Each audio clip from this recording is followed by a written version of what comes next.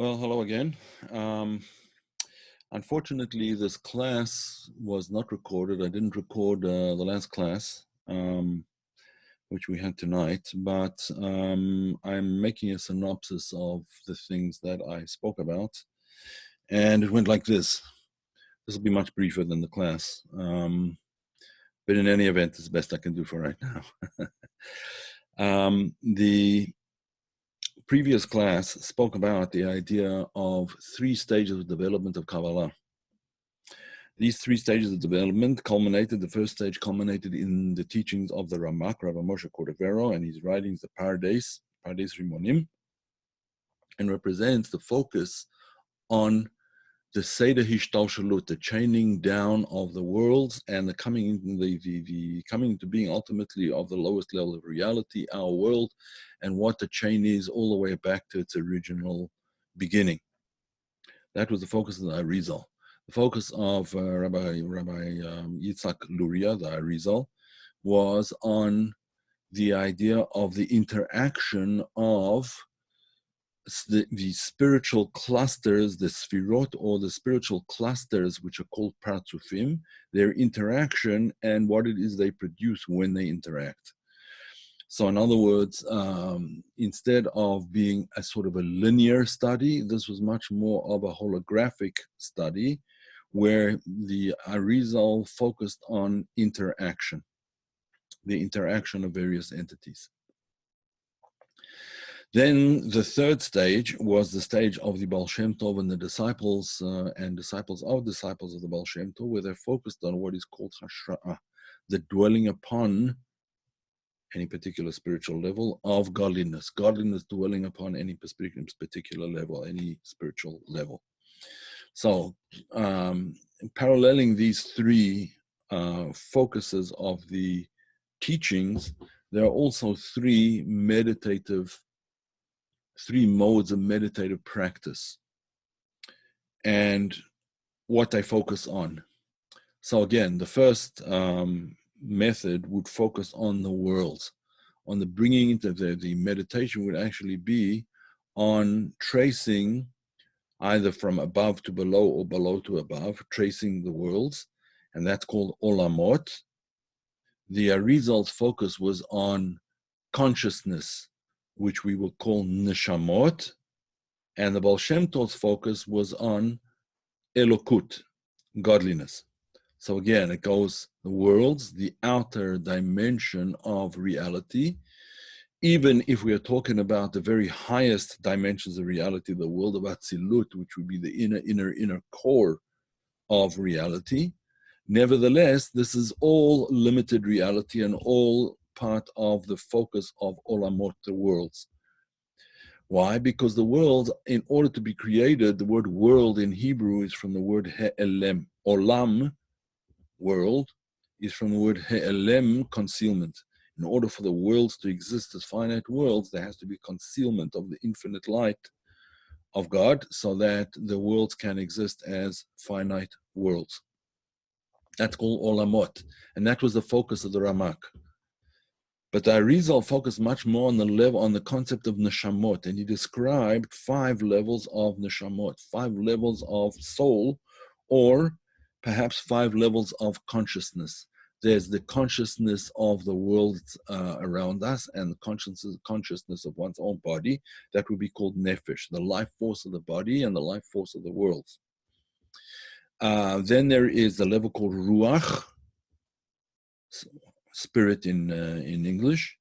Ruach is a focus on not the outer form and the outer being of the worlds, but the inner structure thereof. The inner structure corresponds to the world of Yetzirah. Then neshama, the 3rd level of the soul, or the third level of consciousness, would focus on the coming into being and the coming into existence from nothingness of reality. Atzilut, the next level of consciousness would be called Chaya and corresponds to the world of Atzilut. And that would focus on essentially the divine, the purpose of creation, why it is here, what all of this is all about, what it is here for. The Zohar, when speaking about the next level of soul, which we call Yechida, the Zohar simply calls it Chaya and Yechida together, calls Neshama of Neshama, Neshama de Neshama, or Nishmasa de Nishmasa is what the Zohar calls it. The soul of the soul. And that would focus essentially on the godliness which transcends the worlds. Now, the Baal Shem Tov focuses on Elokut exclusively. Now, it doesn't mean that therefore we're only looking at transcendent godliness. No, the Baal Shem Tov looked at the godliness that is, even the godliness that's inherent in the world is ultimately part of the same paradigm. It's all divinity. And therefore the focus of the Baal Shem Tov would be on the divinity invested in the worlds, as well as the divinity that transcends the world. What is called in Kabbalistic terminology, Mamale Kol Almin, the divine energy that fills the worlds, and Sovev Kol Almin, the divine energy that envelops or surrounds or transcends any of the worlds, all of the worlds. Okay. We described this at length. Unfortunately, I don't have the time to go into it right now, but this is also associated with a certain concept that is very important at this time of the year. We are just about to go into the month of Elul, and Elul is the month which precedes and the month of preparation for the Jewish New Year, called Rosh Hashanah, the Jewish New Year. And that month of Rosh Hashanah, that month preceding Rosh Hashanah, the month of Elul, we say the Psalm 27. Psalm 27 in Tehillim, in Psalms. And one of the verses over there says as follows: L'cha amar libi, bakshu fanai, et panecha Hashem avakesh. My heart says on your behalf, and we'll discuss this in a minute, seek out my countenance. Your countenance, O God, I seek. So there are three explanations of this. There are three explanations of this, how to interpret this verse. When one interpretation, the interpretation that is parallels the Baal Shem Tov's focus, would be the idea that we are searching out the pnimius, the inner dimension of godliness. When we say, seek out my countenance, whose countenance are we talking about? God's countenance. Seek out the inner dimension. The word panim, face, also is related to the word pnimiut, or pnim, which means the inner dimension. So seek out the inner dimension of godliness. That would be the method of the Baal Shem Tov. The method of the Arizal would be to seek out the pnimiut, the inner dimension of my soul. Seek my face, it's the soul speaking. Seek the inner dimension of the soul. And the third interpretation is seek the inner dimension of the world, of the worlds. In other words, seek out the world of Atzilut, to seek out the world of Atzilut. So we see, therefore, that there are three meditative approaches to Kabbalistic meditation, essentially. The first one is what is called tzipiyah, or histaklut, sometimes called chazaya. Tzipiyah, histaklut, means to gaze upon. You'll see in many of the ancient Kabbalistic works, they have an exercise called to gaze upon the glory. Tzipiyah ala kavod. In other words, to gaze upon the merkava, the channel through which godliness is manifested in the world, and to gaze upon the godliness thereof, or the glory as it's called, the kavod, and that is the idea of histaklut, looking at something, contemplating it by gazing upon it. And that gazing into the various levels of worlds or the various levels of planes of reality is the form which is perfected in the writings of the Ramak, Rabbi Moshe Cordovero, the first stage of the development of Kabbalah. The next stage of development of Kabbalah would be what is called Yichudim and Kavanot. That's from the Arizal, that the Arizal brings together these ideas called Yichudim. What's a Yichud? A Yichud is a unification, where you take two different things, two disparate things, and you bring them together. Usually, what is brought together is two different names of God, and then they, so to speak, laced together. And the product of that is it draws down a higher light into the sum of its parts. In other words, the whole is greater than the sum of its parts. There's a new light that is brought in, and that's called Yichudim and Kavanot. And before we get onto the Baal Shem Tov, there's just a little paragraph which I read with people in the in the main class. I'll just review it very, very briefly.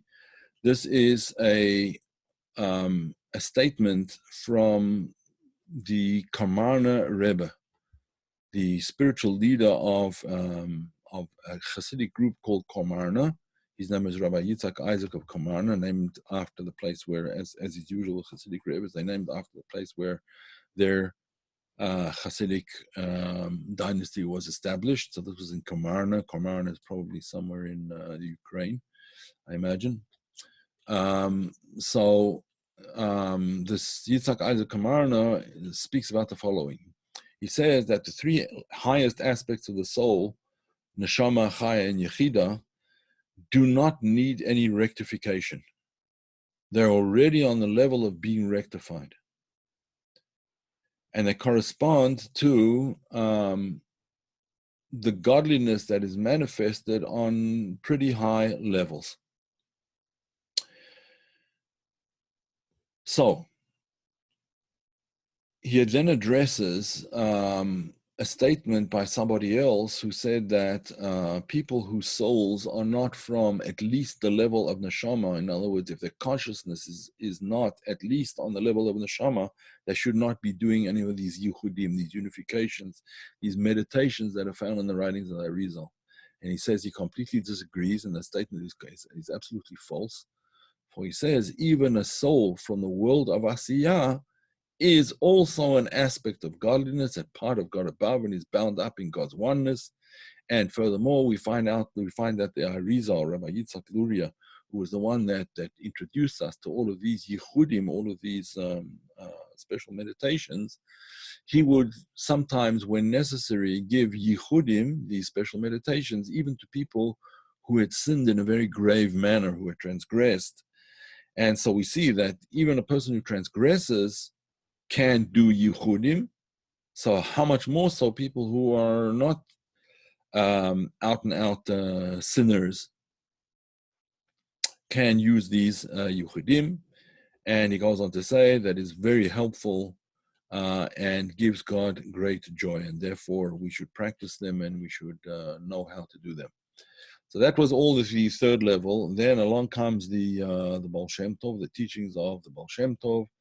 And the Baal Shem Tov spoke about not yichudim and kavanot, but about a deveikut, cleaving of the soul to the soul. And the whole point of cleaving of soul to soul is, and it's actually one of the mitzvahs in the Torah, one of the commandments in the Torah, obof tidbekun, cleave to God. What does that mean? It means, say the sages, cleave to Talmidei Chachomim, to cleave. The explanation, how do you cleave to God? They ask the question, how do you cleave to God? Right? Who is consuming fire. So how do you cleave to those who cleave to him? Right? Cleave to Talmidei Chachomim, to tzaddikim, to wise people, to holy people. And that doesn't mean worship them. It means simply to cleave to them, to follow in their ways, and try and become like they are. Yes, you have to become who you are, but they will lead you to that particular path. As you know, in Judaism, we do not worship human beings, even great teachers.